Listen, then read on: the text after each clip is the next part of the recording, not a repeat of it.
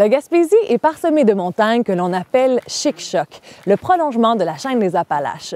Le mot d'origine Mi'kmaq signifie barrière impénétrable en raison de ses flancs imposants et escarpés. En hiver, les adeptes de ski hors piste inondent le territoire, s'exposant à un risque particulier lié à l'accumulation de neige en terrain abrupt. Aujourd'hui, on se pose la question, qu'est-ce qu'une avalanche et de quelle façon peut-on prévenir les accidents causés par celle-ci? On se trouve actuellement chez Avalanche Québec, dans le Parc national de la Gaspésie, où on va à la rencontre de Jacob Laliberté, technicien en avalanche, et Laurie Dumas, prévisionniste. Ils vont nous expliquer la physique de l'avalanche et la discipline plutôt pratique de la prévision des avalanches et de la prévention des accidents. Allô? Allô? Salut! Moi, c'est Steph. Laurie? Moi, c'est Jacob, enchanté. Comme tous les matins, on préparait un petit peu notre workflow pour voir qu'est-ce qui s'est passé dans les derniers 24 heures côté météo, puis prévoir notre journée en lien avec ça, puis regarder un petit peu la météo des prochaines heures.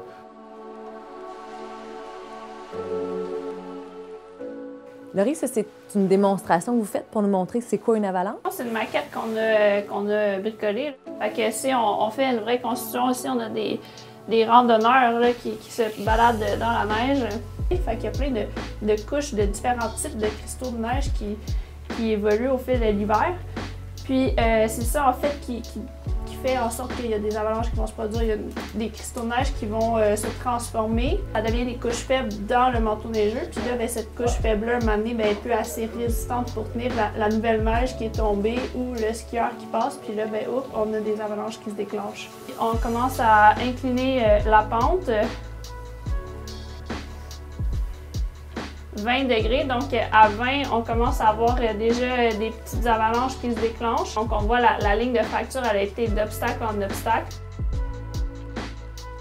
Et on a eu un autre avalanche qui s'est décroché. Le sucre qui a glissé, donc on voit vraiment la couche faible là, dans le manteau neigeux.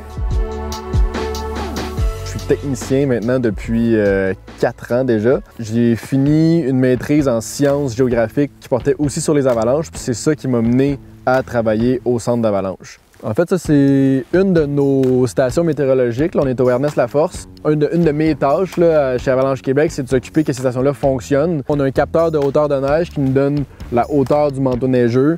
On a un capteur de température et d'humidité relative. On a des capteurs de rayonnement solaire, donc longue longueur d'onde, courte longueur d'onde.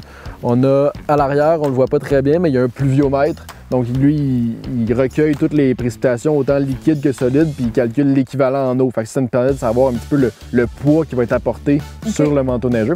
C'est pas mal les instruments qu'on retrouve sur toutes nos stations météo en général, puis on en a à différentes altitudes. Parce qu'ici, dans le fond, on n'a pas de réseau cellulaire ni Internet. Donc nous, on le reçoit par transmission satellite au bureau.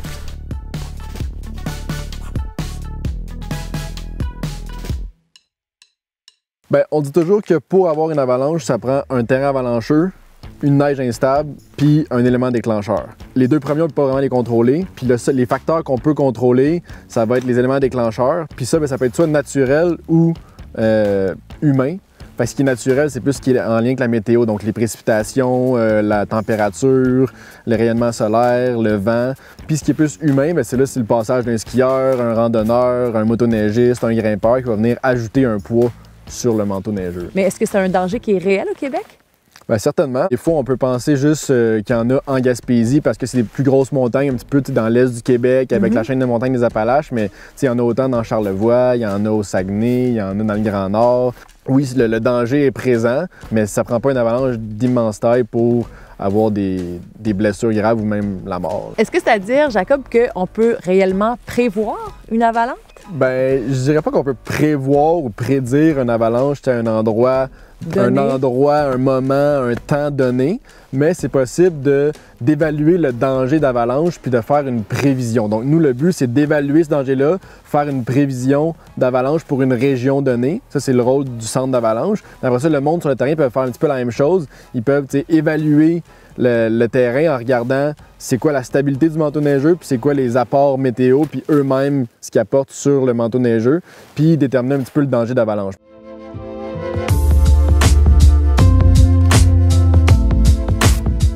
Justement, de quelle façon on peut reconnaître un terrain possiblement avalancheux? Je dirais qu'il y a peut-être 4 éléments principaux à regarder. Le principal, c'est l'angle de pente. Après ça, il va y avoir la forme de la pente, la densité forestière, je dirais, puis la présence ou non de végétation.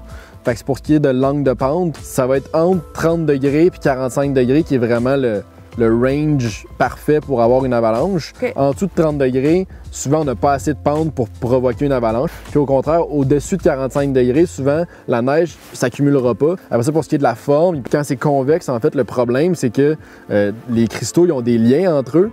Puis quand c'est convexe, bien, ces liens-là sont déjà un petit peu faibles parce qu'ils sont étirés par la convexité. Donc là, s'il y a un skieur qui passait sur cette faiblesse-là, bien, ça viendrait qu'à céder puis pour avoir une avalanche. Et si on a une forêt très, très dense, un peu comme autour ici, si on avait une pente, bien, les arbres, ils soutiennent le manteau neigeux. Fait qu'il y a moins de chances d'avoir des avalanches dans une forêt très dense, alors que si c'est ouvert, comme dans l'alpin, bien là, les arbres sont pas là pour soutenir ce manteau neigeux-là. Finalement, pour ce qui est de la végétation, bien, tu sais, si on a un flanc de montagne qui a juste des arbres, puis à un endroit précis, il y a absence d'arbres, on peut se douter que c'est peut-être à cause que justement, il y a des avalanches à répétition dans ce couloir-là qui vient toujours déraciner les arbres. Ce couloir-là, il y aurait un danger d'avalanche. Après ça, si on était dans le bois un petit peu à côté, ça serait peut-être très différent. Là, t'sais. Ça reste que le ski se déroule dans du terrain qui est majoritairement avalancheux pour avoir du plaisir. C'est souvent entre 30 et 45 degrés. Fait on produit un bulletin d'avalanche pour aider. Fait que c'est comme un outil d'aide à la décision. Le monde sont censés regarder ça avant d'aller sur le terrain. Je pense que de plus en plus, le monde consulte nos bulletins d'avalanche, mais il y a aussi de plus en plus de gens qui viennent visiter les chic-chocs. Il y a de plus en plus d'avalanches à cause qu'il y a plus de monde. Puis justement, le fait d'avoir des événements qui se produisent, le monde, ça les conscientise aussi là, au fur et à mesure. Fait que comme 2 volets à mon travail, il y a tout ce qui est aller sur le terrain, collecter des données, analyser le manteau neigeux pour pouvoir faire le bulletin d'avalanche. Donc le soir, à chaque jour, en fait, on publie le bulletin pour donner c'est quoi les conditions en montagne, etc. Puis l'autre partie de mon travail, c'est les services publics. Donc tout ce qui est sensibilisation, les événements publics pour rappeler aux gens les bonnes habitudes à prendre en montagne. Le danger d'avalanche, il va évoluer en fonction du vent, de la température puis des précipitations. Donc c'est les 3 éléments clés qu'on regarde. Fait que s'il annonce 30 cm de neige puis qu'il vente, bien là, ça va faire monter notre indice parce qu'on a un nouvel apport sur le manteau neigeux. Puis en plus, on a du vent qui va transporter cette neige-là. Donc la météo, c'est vraiment ce qui va faire évoluer la neige puis ce qui va éventuellement faire si oui ou non il va y avoir des avalanches.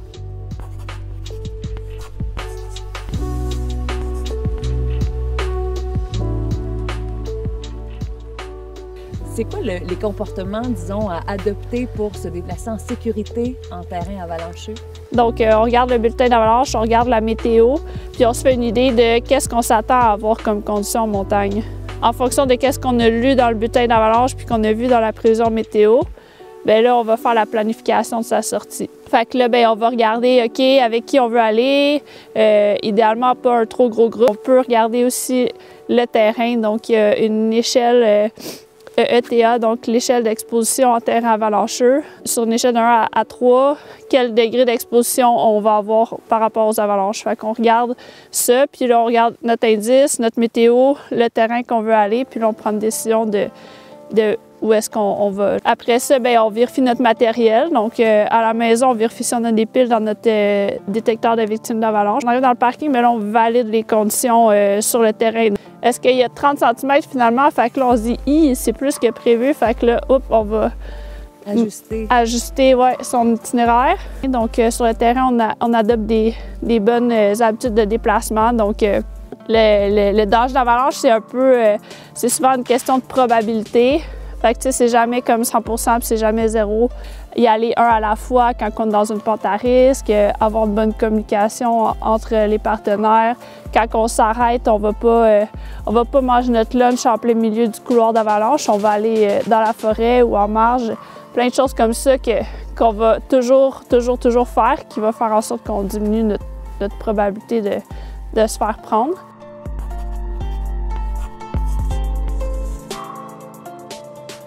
En termes d'équipement, Laurie, à proprement parler, qu'est-ce qu'on doit apporter avec nous en montagne pour assurer notre sécurité? Spécifiquement avalanche, on a le DVA, la sonde puis la perle. Fait que, en fait, quand on se fait prendre dans une avalanche, les chances de survie diminuent drastiquement. Donc, les 10 premières minutes qu'on est enseveli, on a à peu près 80 % de chances de survie. Donc, après ça, de 10 à 35 minutes, les chances de survie il drop vraiment rapidement. Là, on respire vite, puis on finit par créer une bulle de glace autour de sa bouche, puis on expire plus de CO2 que d'oxygène. Fait que là, on finit par s'asphyxier avec notre propre respiration. Les gens qui peuvent nous sauver, c'est les personnes qui sont dans notre groupe. C'est les membres du groupe qui doivent avoir les outils, les connaissances et l'expérience pour pouvoir retrouver les victimes, la localiser et la déterrer pour dégager les voies respiratoires. Le DVA, c'est un émetteur-récepteur, fait que ça permet de retrouver ses amis. Là, j'ai créé une petite simulation. Fait que tu vois, les traces, c'est comme le dépôt de l'avalanche. Donc, il y a eu une toute petite avalanche, mais j'ai un ami qui s'est fait prendre et est sous la neige. Là, puisque tu as déjà un signal, tu vas suivre les flèches et les chiffres. Quand tu arrives au chiffre 10, tu ralentis. À un moment donné, tu vas voir sur ton écran, il va y avoir une croix comme ça. Il faut faire la recherche fine. Donc, ça, c'est vraiment au sol. 0.6, 0.5. OK. Ah, là, Ça, c'est le plus petit. ouais. OK. Mais si on était dans une pente, Oui. mettons ici, ça, c'est la pente, bien là, j'irais à 90 OK. degrés avec la pente. Oh oui! Je l'ai trouvé! T'as sauvé ma mitaine! On a fait un profil de neige, donc ça permet de déterminer les différentes couches de neige qu'il y a dans le manteau neigeux. On fait ça quand on va en montagne pour monitorer un peu l'évolution des cristaux dans la neige. Donc, on garde un œil là-dessus pour voir, OK, est-ce que ça va se stabiliser ou se déstabiliser? Puis, on va aussi profiter de ces endroits-là pour creuser, faire des tests, puis voir comment la neige a réagi, puis les couches, si ça tient bien ou non. Puis après ça, bien, on utilise la pelle pour faire un mur droit, voir.